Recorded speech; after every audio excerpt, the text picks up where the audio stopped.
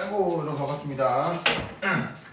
저번 시간에는 이제 뭐 약간의 폭발 반응 혹은 뭐 폭발물 이런 얘기를 했었죠. 그래서 이제 관련돼서 되게 재밌는 얘기들을 했었으니까 기억하시고, 폭발물 얘기는 나중에 반응 속도하면서 한 번 더 언급할 수 있어요. 그래서 우리가 평소에 잘 알고 있는 그냥 반응식이라고 생각하지만 얘를 실제 그 필드에서 활용을 하면 되게 놀라운 변화들이 일어날 수 있었잖아요. 이제 그런 얘기들을 나중에 화학 반응 속도하면서 한 번 더 하도록 할게요. 자, 오늘은 요 콜스 2에 나와 있는 내용을 좀 해볼 건데, 콜스 2에서는 주로 이제 화학 결합에 대한 얘기가 종종 나옵니다. 서울대 같은 경우는 작년에 그 특히나 요 그래프를 그대로 활용한 설명 문제를 낸 적이 있거든요. 그래서 이제 겸사겸사 복습 겸 해서 한번 언급을 할게요. 자, 이런 그래프는 뭘 얘기하는 거냐면 입자 사이 거리에 따른 위치 에너지 그래프죠. 보이시죠? 그래서 입자 사이 거리에 대한 위치 에너지 그래프를 어떤 식으로 그려요? 이런 식으로 움푹 들어가서 마치 우물 속으로 뭔가가 쏙 들어간 듯한 개형으로 이런 그림을 그리죠. 그렇죠? 그래서 이런 식의 위치 에너지 그래프를 우물 그래프라고 영어로 표현해요. 그래서 well이라는 말을 진짜로 쓰거든요. 그래서 이제 그 well 이게 명사로 쓰면 무슨 뜻이에요? 우물이잖아요, 우물. 그래서 저런 그래프를 진짜로 영어로도 well이라고 합니다. 그럼 저 그래프에서 의미하고 있는 게 뭔지 한번 생각해 볼게요. 자, 그래서 예를 들어 가장 간단한 화학 결합인 수소 원자하고 수소 원자가 가까이 와가지고는 이렇게 수소 분자를 이룬다고 쳐봅시다. 그럼 이때 아시다시피 수소 원자에는 각각 전자가 몇 개씩 있어요? 홀전자가 하나씩 있고 그 두 개가 결합 전자쌍이 되어서 화학 결합을 이룰 수 있죠. 하필 이렇게 이루어진 결합을 무슨 결합이라고 해요? 하필 이렇게 이루어진 걸 공유결합이라고 할 수 있죠.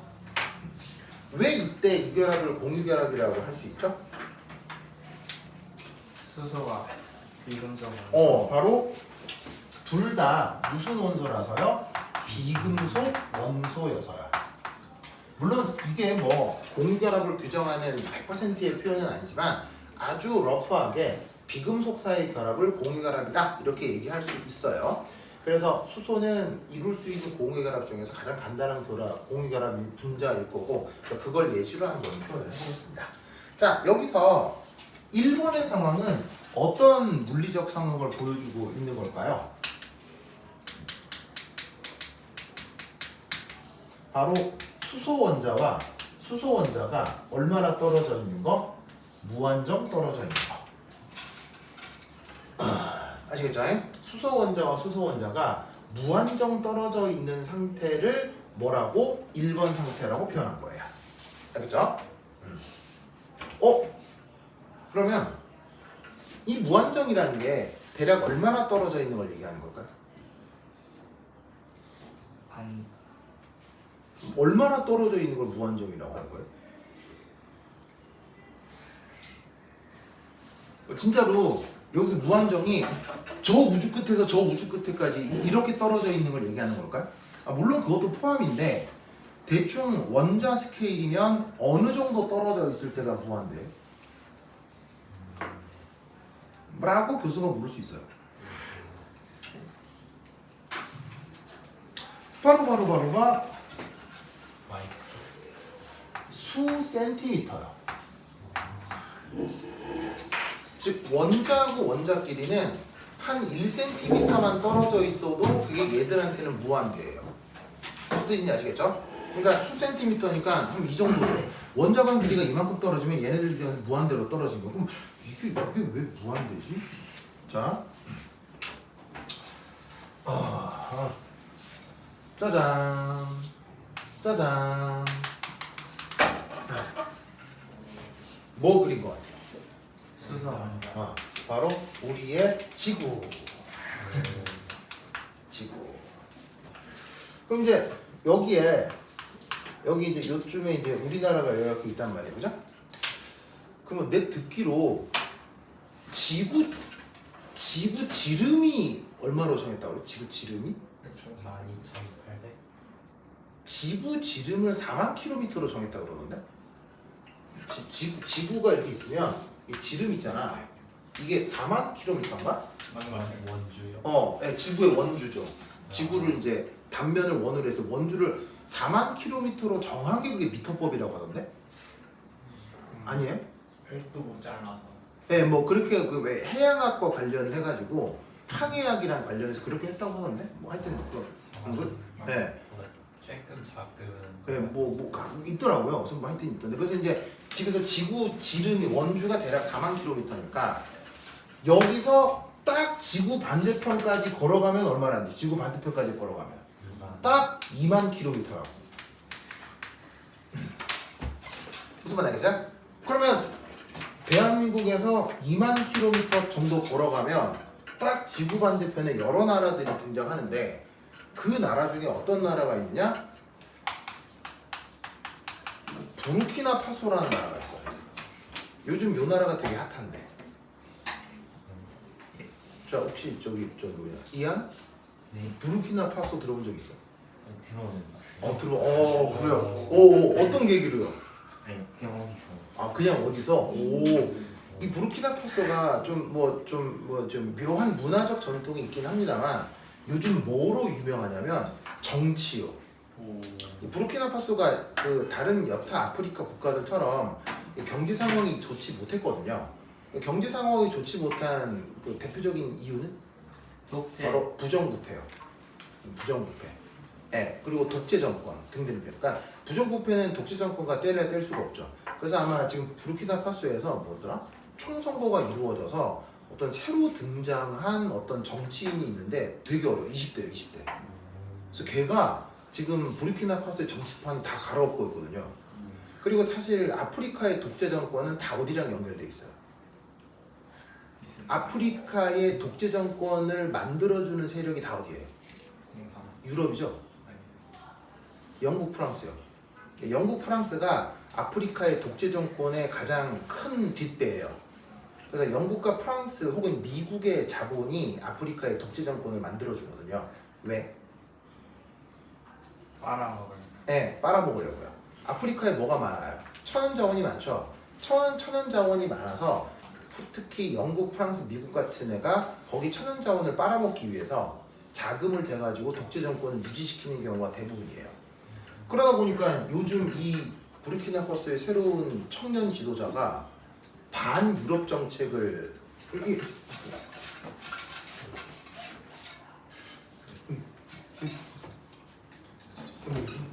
혹시 배터리 충전이었다. 저기 데스크 위에 있어.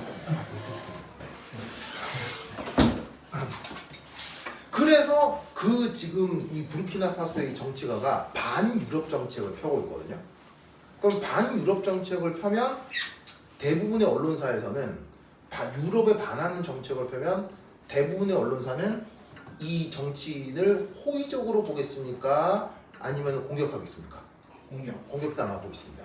그래서 부르키나파소의 일종의 독립군 같은 사람인데 해외 언론이나 미국 언론은 굉장히 비판적으로 보고 있는 어떤 정치인 때문에 지금 이 나라가 좀 시끌벅적한데 내가 굳이 이 나라를 언급한 이유는 여러분 부르키나파소 정도 되면 사실 이 나라 우리나라 사람들 별로 호의적인 감각이 있을까요? 혹은 부정적인 감각이 있을까요? 아무런 생각이 없죠. 왜? 그렇죠. 멀리 떨어져 있으니까. 즉 인간의 감각으로는 한 2만 킬로미터쯤 떨어져 있으면 인간은 뭐라고 느끼게 된다? 무한정 멀리 떨어져 있어서 나랑 아무 관계 없다라고 보통 느끼게 되는 거라고요. 무슨 뜻인지 아시겠죠? 그러면 계산해 봅시다. 2만 킬로미터. 자, 성인 남자 키 어느 정도? 사람의 키 어느 정도 돼요? 좀 크게 잡아서 2m로 봅시다. 알겠죠? 대충 러프하게 계산하기 위해서. 그럼 2만 킬로미터를 2m로 나누면 값이 뭐가 나와요? 10의 7승이 나오죠? 그럼 이 말이 무슨 말이냐면 어떤 대상 입장에서 자기보다 크기가 얼만큼 큰 거? 10의 7승이면 얼마예요? 1000만이죠? 내 크기에 대해서 1000만 배 이상의 거리에 있는 거를 우리는 뭐라고 인식하게 된다? 무한대. 알겠죠? 그러면 원자 크기 어느 정도 된다고 했죠? 원자 크기 어느 정도 첫 번째 시간에 했었잖아요. 원자 크기 대략 어느 정도 된다고 했어요? 1옴스트롬 정도 된다고 했잖아요. 그럼 1옴스트롬에 10의 7승을 곱하면 몇 미터 나오는 거예요? 1옴스트롬에 10의 7승 곱하면 10의 마이너스 3승미터 나오죠? 이걸 우리가 1mm라고 하잖아요. 그러니까 1mm보다 조금 크게 잡으면 1cm. 무슨 뜻인지 알겠죠? 그러니까 어떻게 되느냐? 원자 입장에서는 대략 1cm 정도 떨어져 있으면 지들 입장에서는 무한정 멀리 떨어져 있는 거예요. 무슨 뜻인지 알겠죠? 참고로 우리가 기체 상태라는 말을 쓰죠. 그럴 때는 분자하고 분자 간 거리가 어느 정도죠? 우리가 기체라고 하면 분자와 분자 간 거리가 어느 정도죠? 이런 거는 카이스트 입시에서 이런 게 나와요.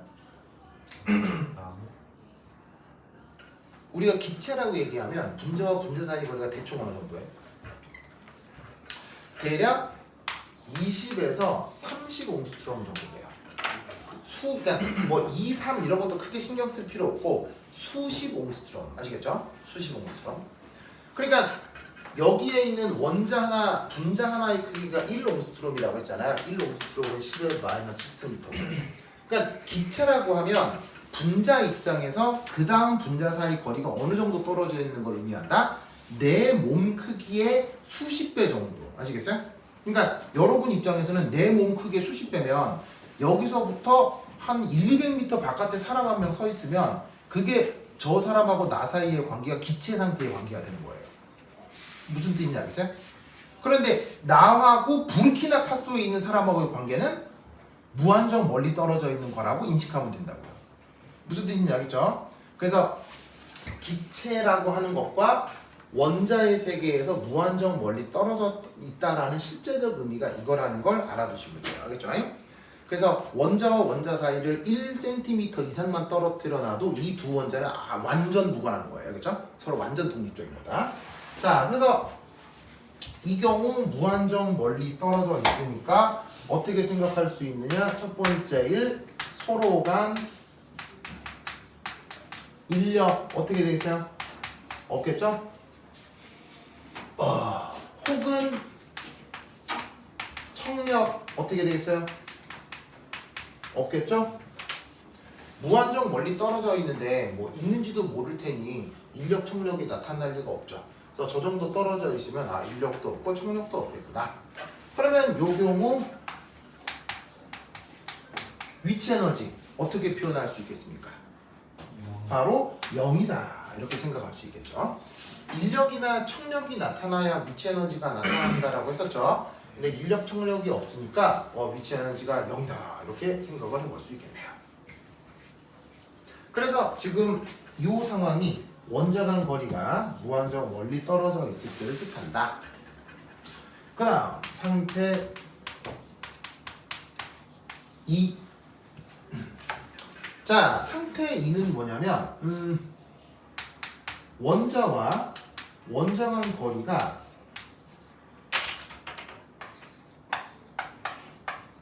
어떤 거리 안으로 들어오는 겁니다. 그리고 그 거리는 어떻게 규정하면 되냐면 앞서의 무한정 먼 거보다는 조금 가까운 거리 아시겠죠? 이렇게 돌입하게 된 거예요. 뭐 1번에서 2번 상태의 변화는 매우 우연히 그랬다라고도 볼 수 있는 거죠.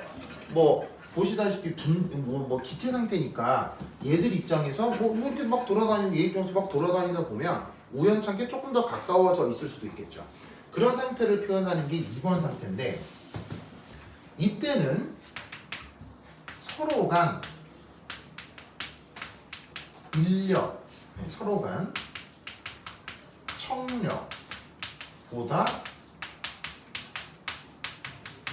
인력이 더 우세해지죠. 왜? 조금 가까워지면 무조건 인력이 우세해지죠. 왜? 무조건 그렇게 가정합니다. 자연과학적으로. 무한정 멀 때는 인력도 없고 청력도 없는데 우연찮게 좀 가까워지잖아요? 무조건 인력이 더 커집니다. 청력보다. 무조건 그렇게 가정합니다. 자연과학은. 왜? 지원아 왜? 안 그러면 만날 수가 없어요. 정답. 그렇게 가정하지 않으면 요게 생성되는 것을 설명할 수 없으니까요. 자, 어쨌거나 우리 우주와 우리 지구에서는 공유결합을 이룹니까? 안 이룹니까? 어쨌거나 결과적으로 이루잖아요. 그러니까 둘이가 만난다라고 얘기를 해야지 얘들은 뭐 어떤 상황이 되고 서로 무조건 밀어내요 라고 하면 결합이 되겠어요? 안 되겠어요? 안 될 거 아니에요. 그러니까 적당히 가까워지게 되면 서로 간에 무조건 인력이 더 우세해질 거야 라고 가정하는 수밖에 없어요. 무슨 말 되겠죠? 그러다 보니까 이들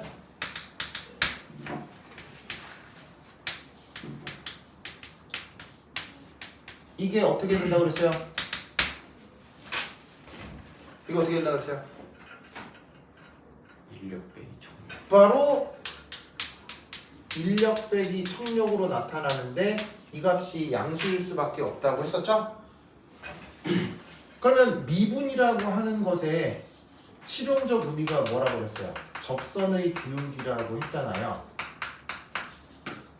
그래서 2번과 같은 상황, 두 입자 사이가 적당히 가까워지는 상황은 짜잔! 접선의 기울기가 양수가 된다는. 아시겠죠? 알죠? 이걸 알 수 있습니다. 그리고 지금 어쨌거나 뭐가 더 우세하다고요? 뭐가 더 우세하다고요? 어쨌거나 인력이 더 우세하죠. 그러면 어떻게 되느냐?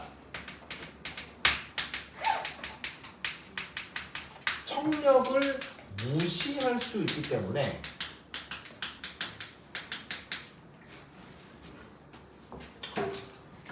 위치 에너지를 인력만으로 적분해서 구한다면 이 값은 항상 음수로 나올 수밖에 없어요. 왜? 인력은 항상 방향을 플러스로 잡는다 그랬어요? 마이너스로 잡는다 그랬어요? 인력의 방향은 플러스로 잡는다 그랬어요? 마이너스로 잡는다 그랬어요? 저번 시간에. 인력의 방향은 마이너스로 잡는다고 했죠? 그럼 마이너스를 적분하면 그 값도 양수가 되겠어요? 음수가 되겠어요? 음수가 되겠죠. 그래서 위치 에너지가 요런 여각에서는 항상 음수로 표현이 되는 거예요. 뭐를 무시한다면? 청력을 무시한다면. 청력을 무시하는 이유는 인력이 더 우세하니까요. 아시겠죠? 그러면 위치 에너지를 적분했는데 음수가 그래프상 몇 사분면에 그려진다는 얘기예요? 4사분면에 그려진다는 얘기죠.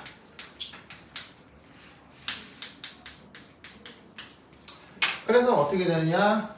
멀어지면 0으로 수렴해야 되는데 접선의 기울기는 플러스가 돼야 되고 되도록이면 4사분면에 있어야 되니까 그래프 패턴이 이런 꼴. 알겠죠? 그 다음 상태 3. 자, 지울게요. 지켜줄게요.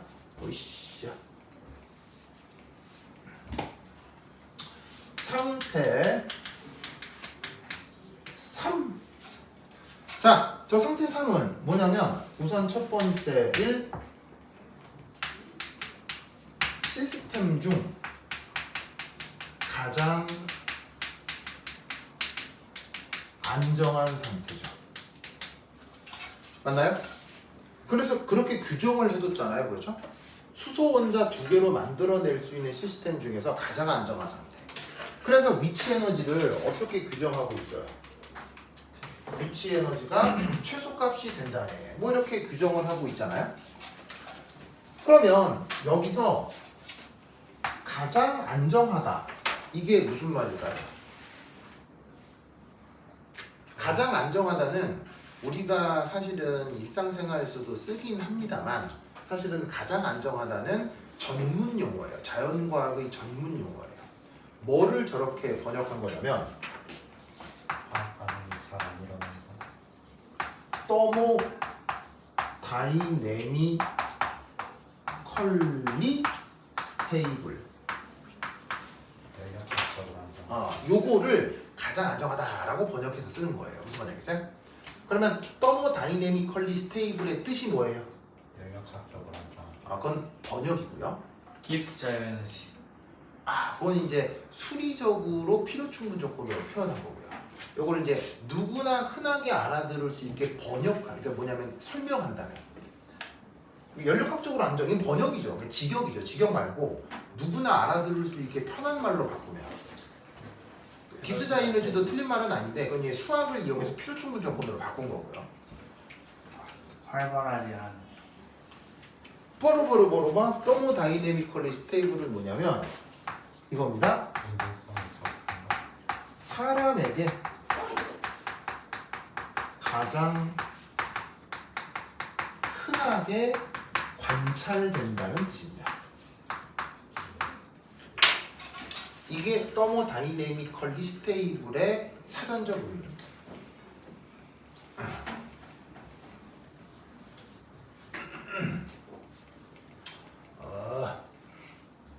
자, 뭐냐면 여름은 덥고 비가 막 내리죠.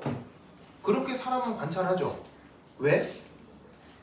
왜라기보다는 그런 상황을 더모다이내미컬리 스테이블 하겠죠. 겨울에는 눈이 내리죠. 눈이 내리는 건 사람이 흔하게 관찰하죠. 그런 걸 더모다이내미컬리 스테이블 무슨 말 되겠죠? 그러면 생각해봐요. 수소 원자 두 개로 만들어낼 수 있는 시스템 중에 우리는 수소 원자 두 개가 무한정 떨어져 있는 걸 주로 관찰해요. 공유결합을 이뤄서 H2 분자로 있는 걸 주로 관찰해요. 무슨 말인지 알겠죠? 알겠죠? 그걸 다른 말로 가장 안정하다라고 부르는 거예요.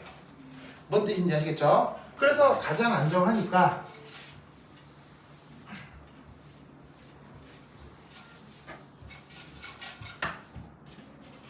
바로 이 경우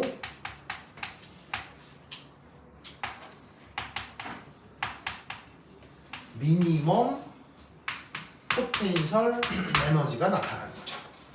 그래서 위치 에너지의 최소값이 나타난다라고 규정하는 게 바로 이걸 인간이 가장 흔하게 관찰을 하고 그 상태에서 에너지적으로 안정하다라고 말을 만들어 표현하는 거죠.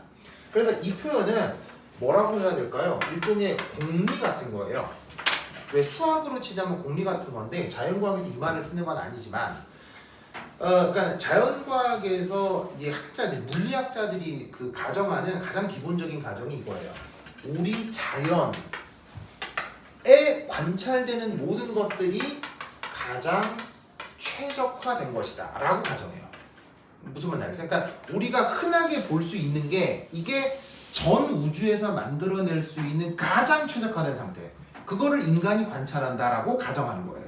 그래서 모든 이론의 기반이 되는 거나 측정의 기반이 되는 게 실제 인간이 관찰하는 평범한 현상들, 그걸 가장 안정한 상태로 항상 가정하는 거예요. 그게 자연과학의 어떤 그 공리라고 할 수 있을까? 뭐 공리라는 말은 쓰진 않지만 무슨 말인지 알겠죠? 그래서 거기서 온 말이 더모다이내미컬리 스테이블, 아시겠죠?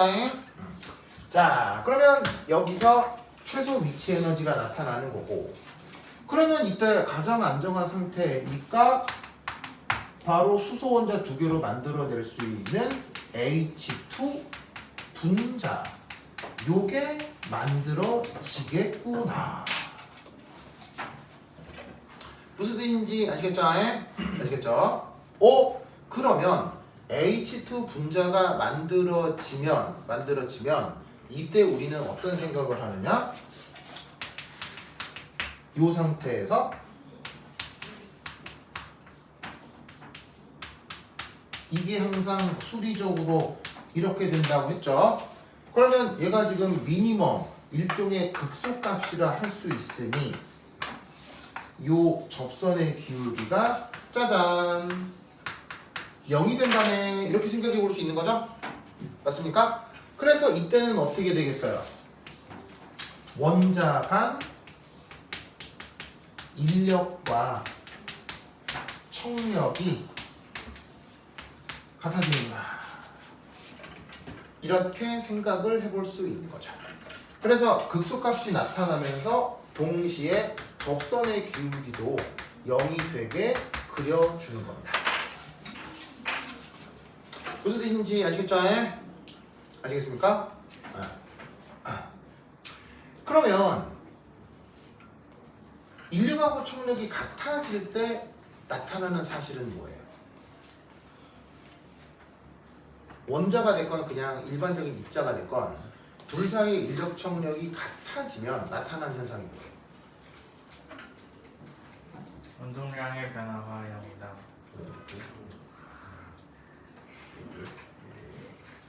지금 윤호 지금 감동하고 있네요.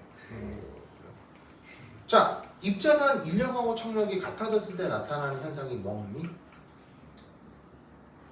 재준? 뭡니? 예은? 뭡니? 여기 좀 좋아서 뭐 맨 뒤에 앉아서 막 만화책 보고 이런 거 아니죠? 어? 지금 보통 왜 맨 뒤에 앉는 학생들은 거기도 막 만화책 보고 막 그래. 아, 그런 거 아니야? 나 때는 그런 거 많이 했다. 나 때는 그런 거 많이 했다. 근데 요즘은 뒤에 앉아서 지금 막 유튜브 보고 막 페이스북 보고 하잖아. 근데 옛날에는 이렇게 해가지고 만화책 보고 막 이렇게 막 했다. 그래서 어떻게 하냐면 이렇게 쭉 앉아 있잖아요. 그럼 책상을 앞에 학생한테 바짝 붙여. 그 다음에 만화책을 앞에 학생 등에다가 이렇게 다 둬. 그러면서 당부를 해. 야, 너 움직이지 마라. 이거 다 둔 다음에 보다가 선생님한테 걸려가지고 뒤지고 나고 하여튼 뭐 그런 경우들이 있지. 그래. 자, 예은스 인력 청력이 같아질 때 나타나는 현상 뭐예요? 어? 평형. 평형 뭐? 걸어. 일정한 결합 길이가 나타나게 됩니다.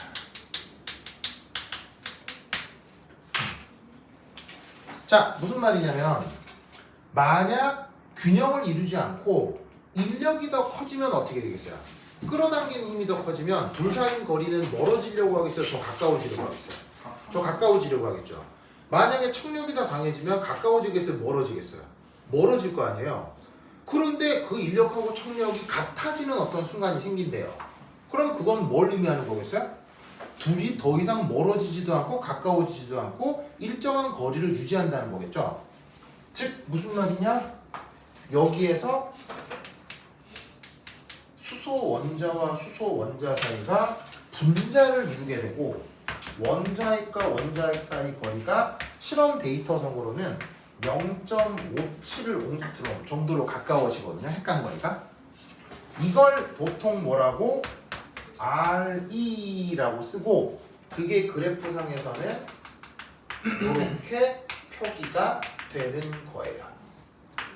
그래서 얘를 뭐라고 부르느냐? 평형을 이루고 있는 결합 거리다. 이렇게 생각할 수 있죠. 그래서 저 그래프에서는 항상 저 극소점에서 두 입자 사이가 뭔가 상호작용을 해가지고 뭔가 결과를 이루는 것이 이 극소점에서 빡 나타난다 이런 말이에요.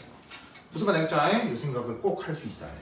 그래서 이때 여기 일정한 결합 길이라고 하는 게 뭐냐면 두 입자 간 관계가 만들어졌다 라고 하는 거예요. 그럴 때 항상 일정한 결합 거리가 나타나는 거예요. 무슨 뜻인지 아시겠죠? 아시겠죠? 그럼 이게 무슨 말이냐? 예를 들어서 내가 학교에 다니는데 내가 이제 처음 학교에 들어와서 친구들 이름도 잘 몰라. 그럼 친구들 이름도 잘 모르면 저 친구들 사이에 무슨 서사관계가 있는지 잘 모를 수 있잖아. 그러고 있다 보는데 그렇게 하는데 어떤 남학생하고 어떤 여학생이 상당히 50cm 정도의 거리를 떨어뜨리고 둘이가 같이 있어. 그렇다고 둘이가 뭐 껴안고 뽀뽀하고 그런 것도 아니야. 그냥 둘이가 서 있어. 그거를 저 운동장에서 봤어. 뭐 서 있을 수 있겠지. 그래갖고 뭐 했는데 갑자기 또 식당에서 밥을 먹는데 또 둘이가 같이 나란히 앉아서 밥을 먹어. 그리고 나는 그 남학생과 여학생에 대해서 일체 몰라. 걔는 이름도 모르고 처음 입학해가지고 선배인지 후배인지도 몰라. 그냥 둘이 붙어있어. 그래서 또 붙어있네. 그러다가 나중에 자습실에서 가 보니까 둘이서 쉬는 시간에 또 화장실 옆에서 둘이 서 있어. 무슨 말인지 알겠어요? 그러다가 집에 나오는 날도 둘이가 같이 걸어 나와. 그러면 나는 이 둘을 전혀 몰라도 나는 뭐라는 결론을 내릴 수 있어? 관계가 있다. 둘이 사귀는 거잖아. 무슨 말인지 알겠어요? 사귀는 거잖아. 지원아, 그래요, 안 그래요? 맞습니다. 그렇죠. 그런데 그 관계를 드디어 인정하지 않고, 어? 그래서 그럴 경우 이제 옆에 애들이 묻지. 너네 사귀냐? 물으면 안 사귀냐, 아니라니까, 막 하잖아. 근데 계속 그 일정한 거리를 유지해. 그러면 걔들이 안 사귄다 해도 우리는 어떻게 결론을 내리지? 저 민재야, 당연한 얘기하는 거야, 말도 안 되는 얘기하는 거야? 당연한 얘기하는 거죠. 무슨 말이야? 그러다가 1년, 2년 지나다가 드디어 인정하죠. 아 그래 우리 사겨 막 이렇게 인정하잖아요. 지원아 그래요 안 그래요? 무슨 말 알겠죠? 예. 뭐 그런 상황. 그러니까 입자들 사이가 일정한 결합거리를 유지하는 건 아무것도 아닌 거예요. 아주 특별한 일이 벌어진 거예요. 특별한 일, 그걸 화학에서는 결합이 되었다라고 표현하는 거예요. 무슨 말씀인지 아시겠죠? 예. 그래서 인간 사이에 진짜 아무것도 아닌 물리적 거리, 그걸로 그 둘의 관계를 100% 규정할 수 있어요. 근데 이 일정한 거리는 친구 사이에서도 나타날 수 있죠. 친구끼리도 밥 먹으러 같이 가고 축구도 같이 하고 뭐 무슨 말이야? 공부도 같이 하고 그럴 수 있잖아요. 그런데 그때 친구 간 물리적 거리와 사귀는 애들 사이의 물리적 거리는 또 어때요? 이것도 다르죠. 사귀게 되면 더 가깝게 붙게 되죠. 이걸 우리는 본능적으로 안다. 그래야 안 그래, 지원? 맞습니다. 그렇죠, 지원. 그렇죠. 하여튼 그렇다. 그래. 그러면 그 민재도 그렇게 물리적 거리가 가까웠던 사람이 있었나요? 아니, 뭐 맞으면 맞다, 아니면 아니다지. 이거 뭐예요, 민재야? 이거 뭐예요? 없었어요. 아, 없었습니까? 아, 그렇구나. 알겠습니다. 우리 리트리버 양은 있었어요, 없었어요? 모르겠습니다. 아, 모르겠습니까? 아, 알겠습니다. 그래. 저기. 승호야? 예? 저기 뒤에 앉아있는 여학생을 보고 떠올리는 견종 없어요? 견종 중에 저 여학생이 딱 보면 어떤 견종이 떠오르지 않나요? 뭐 어떤 견종이 떠오르지 않나요? 그렇지! 그러니까 얘는 나 이거 창원에 바닥에 소문 다 났어요. 알겠죠? 하여튼 그렇다. 아, 그래. 왜 민재가 그렇게 부끄러워요? 예? 그래요, 자 봅시다. 자, 그래서 여기서 어떻게 된다? 일정한 결합거리가 나타나는 순간에서 둘 간의 인력 청력이 같아진다. 꼭 기억하세요. 알겠죠? 자, 마지막으로 네 번째.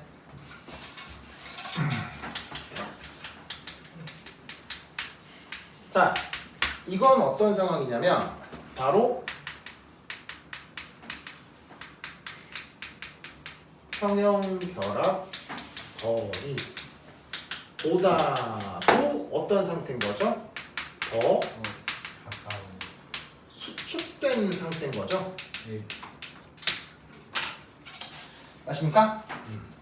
자, 그러면 수소하고 수소 사이의 평형 결합거리가 0.075옹스트롬인데 이게 어떤 이유 때문에 한 뭐 0.3옹스트롬 정도로 더 가까워져 있다, 이렇게 생각을 해보자는 얘기예요. 보통 어떤 경우에서 더 수축될까요? 어떤 경우에 저렇게 수축이 이루어질까요? 외력이. 이제 어떤 경우가 있을 수 있냐면 이제 when 외력이 있는 경우.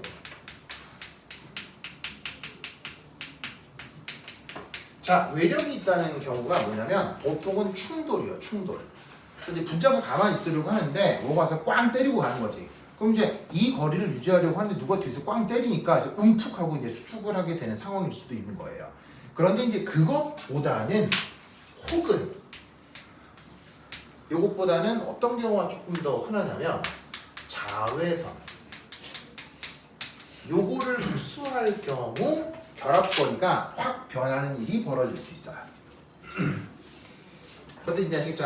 의외로 분자들끼리는 충돌이 쉬울까요? 어려울까요? 어려워요. 분자들 간에는 의외로 충돌하기가 쉬울까요? 어려울까요? 분자들끼리는 충돌하기가 쉬울까요? 어려울까요? 쉽지 않습니다. 왜? 작아서. 너무 작아서요. 너무 작아가지고 그리고 충돌시키려고 하니까 이제 액체 상태에서는 충분히 충돌이 되겠지만 이렇게 기체 상태가 되어버리면 지들 간의 거리가 좀 멀잖아요. 그러다 보니까 도망다녀도 충돌이 그렇게 막 착 일어나고 그런 건 아닙니다. 그래서 사실은 분자 결합 길이의 변화는 저런 식의 충돌보다는 빛 에너지의 흡수에서 종종 더 잘 일어납니다. 아시겠죠? 어쨌거나 결합거리가 변했다고 치자 이런 말이에요. 그러면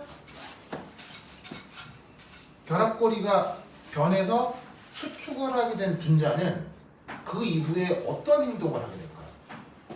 다시 멀어지더라고요. 예를 들면 이제 막 0.57이었는데 갑자기 누가 때리거나 자외선 흡수에 0.3이 딱 됐으니까 가까워진 거 아니야. 그랬더니 분자가 어머 이것도 좋은데? 뭐 이럴까요? 이럴까? 자, 뭔 말이냐면 언제부터 0.57이었을까? 언제부터? 수소가 분자를 줄 때 결합거리 0.57로 들어오면 언제부터 이랬을까요? 바로 우주 탄생부터겠죠. 우주가 만들어지고 전자나 원자핵이 규정되면서 바로 규정되는 거죠. 즉 150억 년 전부터 0.57이었어요. 근데 우연하게 0.3이 됐다고 그 상태를 좋아할 리는 없을 거라는 거죠. 그러면 어떻게 될 거냐? 다시 RE로 복귀하려고 하겠죠. 그러면 이 말은 원자 간 인력하고 청력이 어떻게 돼야 되겠어요? 청력이 더 우세한 상황이 나타나야 된다는 뜻인 겁니다. 뭔 뜻인지 아시겠죠? 그러다 보면 여기서도 접선의 기울기를 고려해 봐야 될 텐데 접선의 기울기 어떻게 표현된다고요? 항상 인력 빼기 청력이라고 했죠. 미치 에너지 그래프에서는 요게 음수가 돼야 인력보다는 청력이 더 커지는 상황을 얘기해 주니까 요 4번에서는 접선의 기울기가 이런 식으로 음수가 돼야 되겠다. 됐습니까? 그래서 이런 아이디어를 기억해 주시면 좋겠어요. 됐죠? 됐죠? 자, 그 다음 여기 줄게요. 여기다. 오이씨.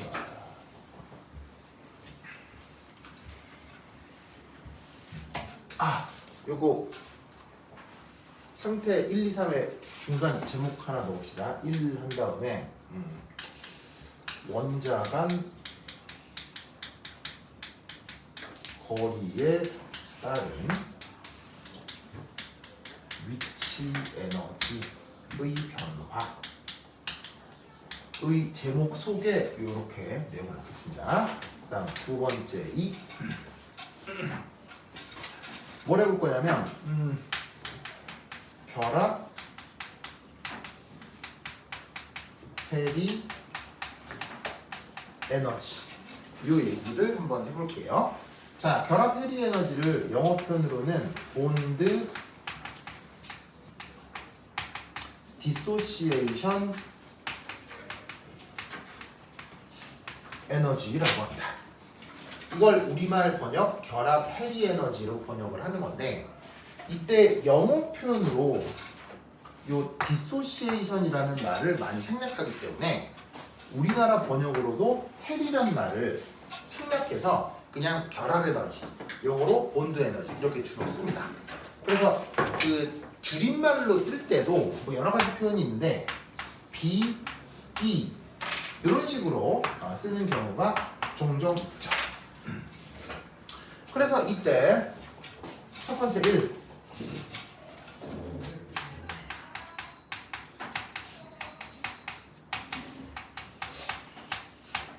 결합 해리 반응이라고 하는 게 있는데 이 결합 해리 반응은 첫 번째 1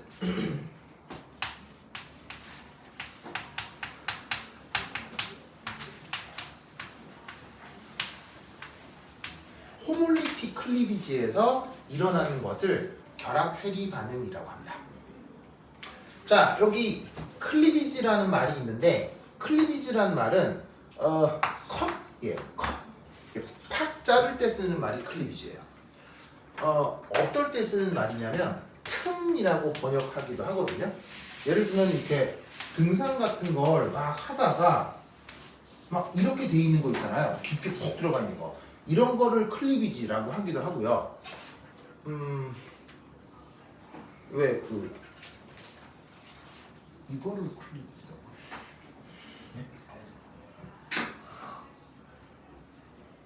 왼쪽, 오른쪽 요 클리비지라고 하기도 해요.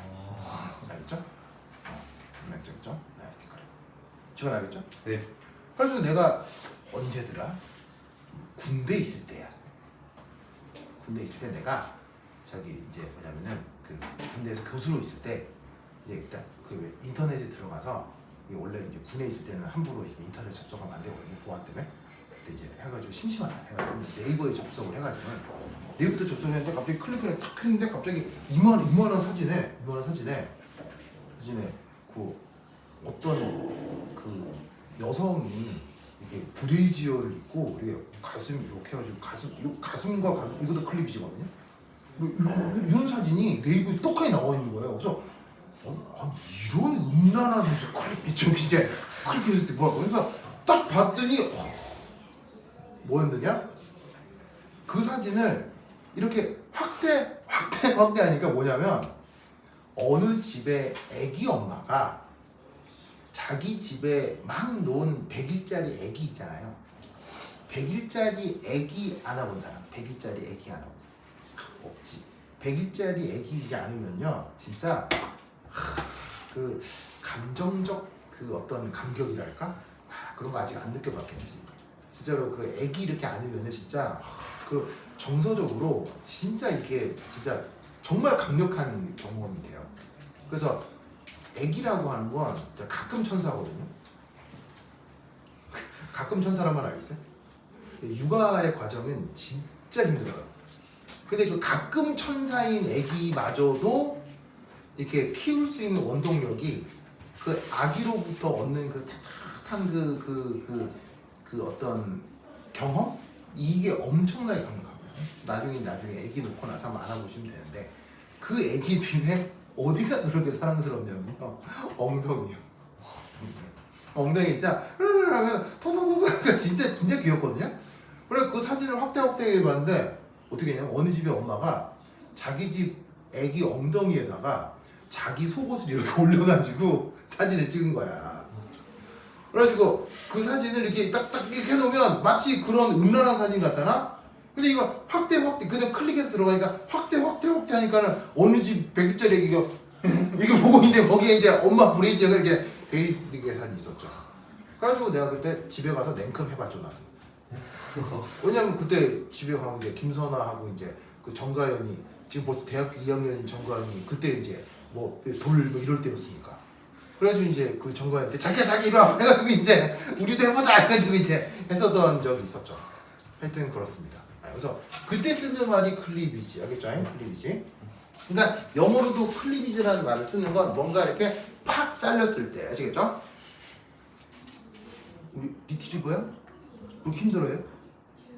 괜찮아요. 진짜로요? 방금 눈이 지금 5분에 3만해졌는데? 힘내주세요, 알겠죠? 이제 여기에 있는 호모, 이게 무슨 호모? 호모가 뭐냐면 여기서 굳이 번역해 쓰자면 동등. 그래서 영어 표현으로는 호몰리틱 클리비지라고 하는데 글쎄요, 뭐 이렇게 우리말로 번역을 하자면 동등분해 정도가 될까요? 동등분해? 자, 그럼 이건 뭘 뜻하는 거냐? 보러봅니다. 수소 원자 두 개가 모여서 분자를 이루고 있잖아요. 그럼 여기에 있는 두 전자가 하나는 왼쪽으로 하나는 오른쪽으로 이동을 해서 다시 원래대로 돌아오는 이런 분해를 호몰리틱 클리비지라고 합니다. 아시겠죠? 자, 그리고 화학 반응식에서 이렇게 더하기로 표현하고 있는 거 있죠. 그러면 화학 반응식에서 더하기로 표현하는 것의 의미는 뭐냐면 이거와 요거 사이 거리가 무한정 멀리 떨어져 있다는 표시인 거예요. 알겠죠? 모든 화학 반응이 속에서 더하기라는 게. 그러면 이 더하기가 무한정 멀리 떨어져 있는 것은 구체적으로 대충 어느 정도 거리? 센티미터 정도 거리 떨어져 있는 상황을 뜻하는 거라고요. 무슨 말씀인지 아시겠죠? 그러니까 예를 들어서 일반적인 화학 반응에서 AB 더하기 CB 이렇게 쓰잖아요. 이 더하기의 의미가 다 이런 의미라고요. 무슨 뜻인지 알겠죠? 그러니까 더하기로 구분된 두 개는 서로 완전 무관한 무한정 멀리 떨어져 있는 상태다. 이렇게 분해되는 걸 동등분해라고 합니다. 무슨 뜻인지 알겠죠? 그러면 동등분해가 있으면 무슨 분해도 있을까요? 동등분해도 있으면 무슨 분해도 있을까요? 바로 헤테로도 있겠죠?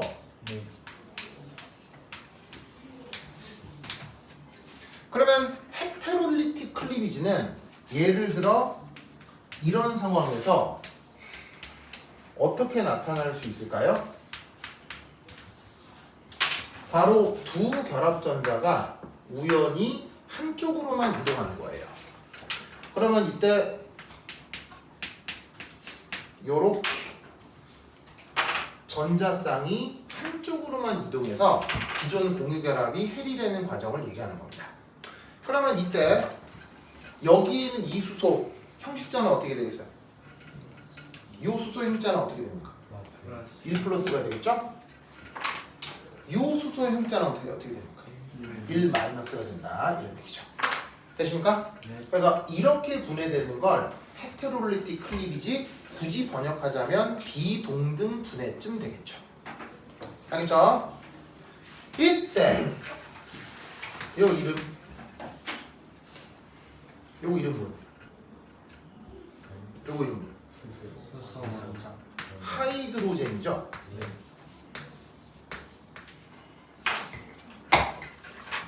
이거 이름 뭐예요? 원자 핵. 그러면 요거 이름 뭐예요? 뉴클레우스. 프로톤이죠?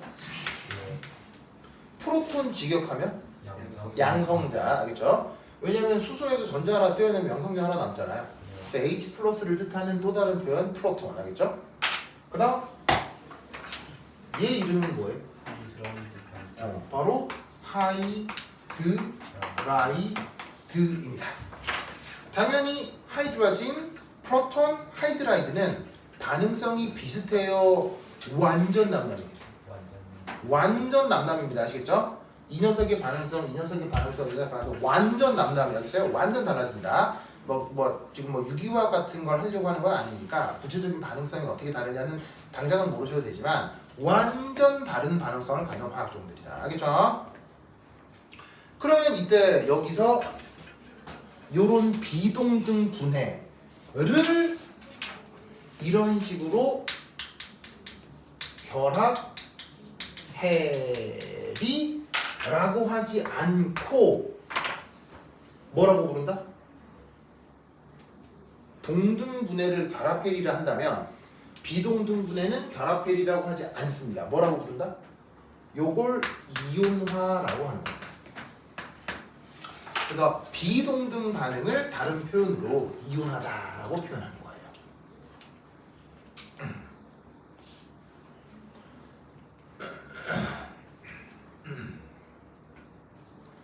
아시겠죠? 이 논리를 꼭꼭 기억해 두시기 바랍니다. 오케이, 됐다. 자, 그다음 그러면 이때 두 번째 이 바로 기체상 화학 결합. 이것도 상태가 뭐라고요? 기체상 화학 결합의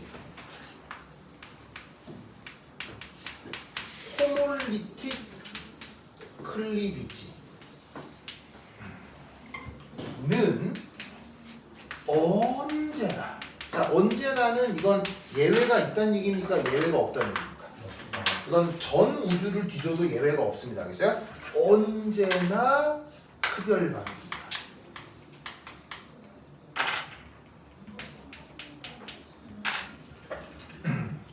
그래서 어떤 화학결합이 있는데 기체 상태에서 걔를 찢어내요. 그건 무조건 흡열인데 언제나 흡열이고 그 에너지를 뭐라고 한다? BE 라고 하는 것입니다. 아시겠죠? 그렇죠? 그래서 이게 결합 해리 에너지다 라는 거 꼭 알아두시기 바랍니다. 그러면 예를 들어 얘 같은 경우 그래서 진짜 얘가 기체다, 진짜 얘가 기체다, 진짜 얘가 기체다 라고 할 경우 요때의 엔탈피 변화가 얼마냐?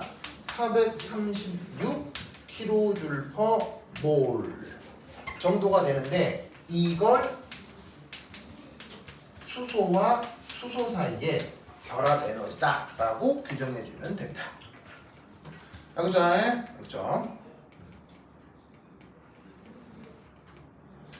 좋아.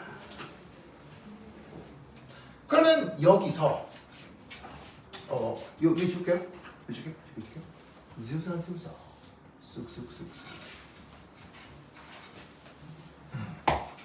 그러면 여기서 결합 해리언이 되고 1, 2, 그다음 3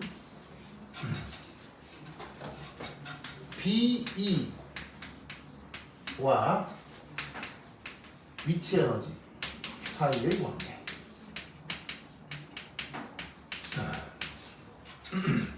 바로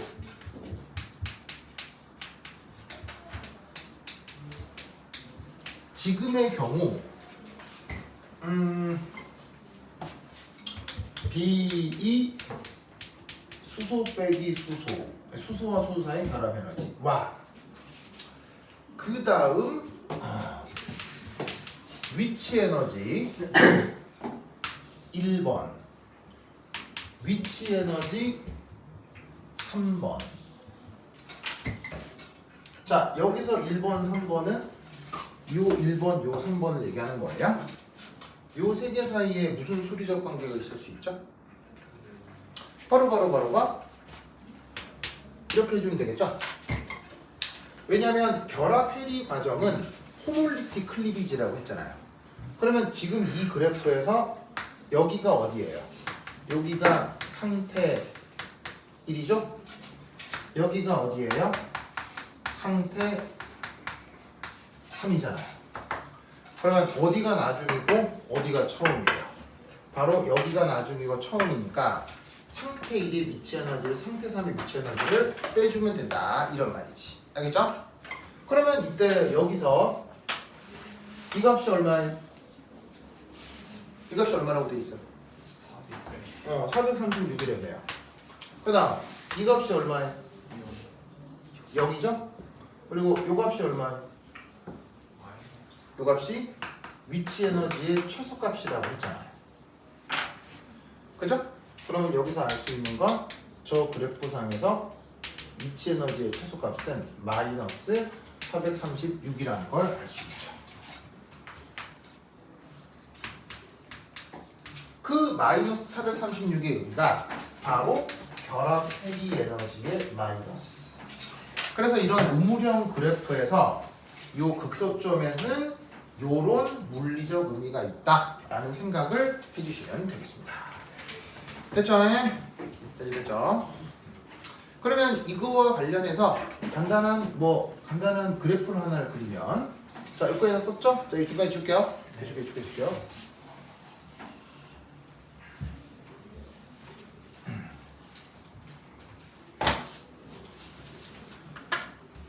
퀴즈 다음 과정의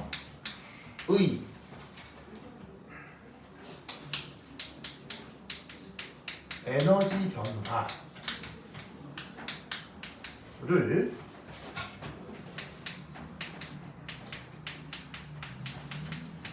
요거로 표현하시오. 자, 그러면 다음 과정은 뭐냐?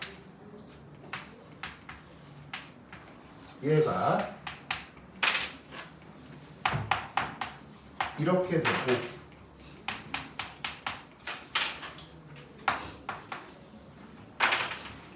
이렇게 된다고 했을 때의 반응 엔탈피 변화.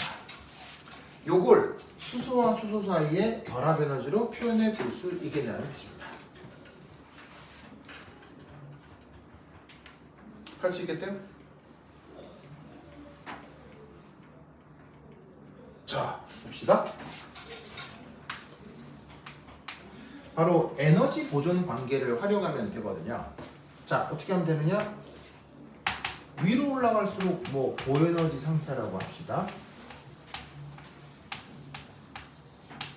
자, 어쨌거나 누가 반응물이고 누가 생성물이에요. 어쨌거나 얘가 반응물이고 얘가 생성물이겠죠? 네. 그럼 이제 뭐 반응물. 자, 이렇게 있는 게 반응물.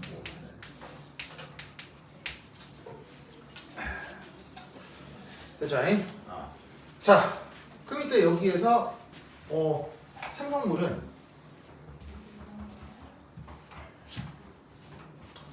뭐가 될 거냐면 얘가 양이온이 되고 그리고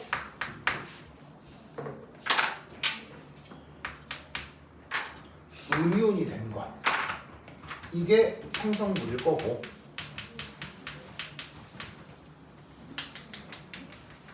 여기서부터 여기까지가 지금 언급하는 반응 엔탈피 변화가 되겠죠. 얘가 이렇게 되는 게 맞죠? 네. 맞죠? 이때 여기서 어떤 생각을 해볼 수 있냐면 짜잔 해가지고는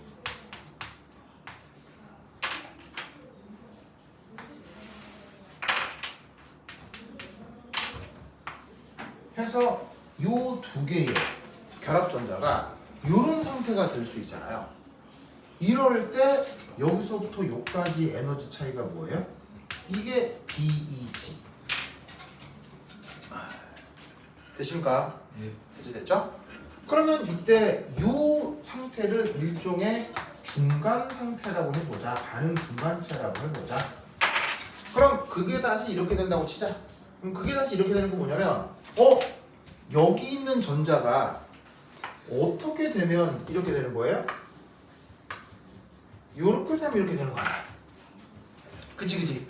그러면 이때 여기서부터 요까지 변화. 이게 뭐냐는 거지. 이온화요. 무슨 말 되겠어요? 바로 여기서부터 여기까지 변화는 바로 첫 번째 수소 원자의 이온화 에너지가 관여를 해야 되겠죠. 왜냐면 전자 하나를 떼내야 되니까. 아시겠죠? 떼어내야 되니까. 그 다음 전자 하나 떼낸 다음에 어떻게 돼요? 떼낸 다음에 어떻게 돼야 돼? 다시 여기다 집어넣어야 되지. 네. 그때 필요한 에너지를 뭐라고 하지? 전자 친화. 바로 전자 친화도라고 하지. 그래서 여기서부터 여기까지에 해당하는 에너지는 바로 수소 원자의 이온화 에너지와 수소 원자의 전자 친화도가 관여하게 될 거다. 이런 말이에요. 무슨 뜻인지 아시겠죠? 자, 근데 이때 아시다시피 이온화 에너지는 전자 친화도랑 부호 관계가 다르죠? 이온화 에너지가 플러스인 건 발열이에요, 흡열이에요? 이온화 에너지가 플러스다. 그건 발열 반응을 얘기하는 거예요, 흡열 반응을 얘기하는 거예요? 흡열을 얘기하는 거죠. 그런데 전자 친화도가 플러스다라고 하는 건 흡열을 얘기하는 거예요, 발열을 얘기하는 거예요? 발열을 얘기하는 거죠. 그래서 둘의 부호 관계가 다르기 때문에 앞에다가 마이너스. 알겠죠? 그러면 결국 여기에 있는 요 반응 엔탈피는 어떻게 계산할 수 있겠어요? 요거에다가 요거를 더해주면 된다. 이런 말이지. 되십니까? 그래서 결론은 어떻게 돼? 얘는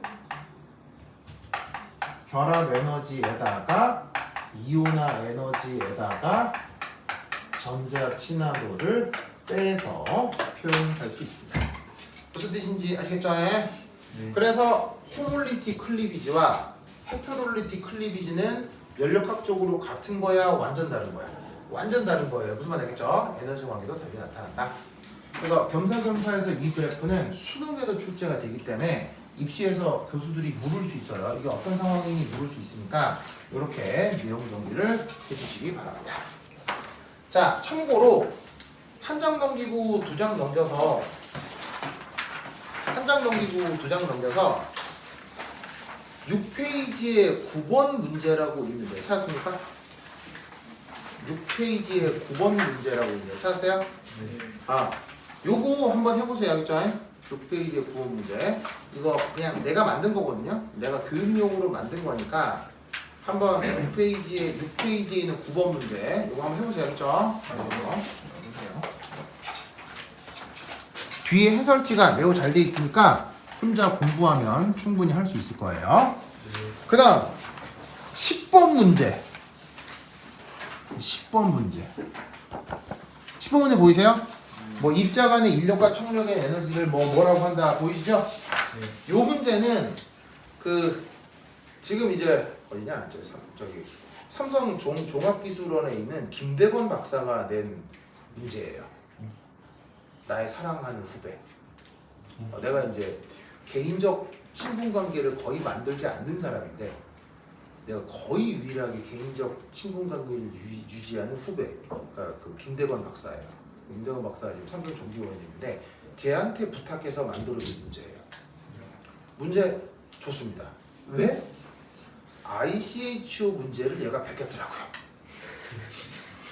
좀 새 거 만들어 달라고 했더니 ICHO를 베껴서 냈더라고요. 그래서 그래도 대관아 잘했어? 뭐 하여튼 그랬었던 건데 국제화학 올림피아드 문제를 베낀 거거든요. 그래서 문제가 되게 좋습니다. 근데 실제로 해보면 이게 까랑까랑 할 거예요. 그죠? 까랑까랑 할 겁니다. 그래서 보호의 수소원자 모델 등등등이 관여해서 막 풀어내는 문제거든요.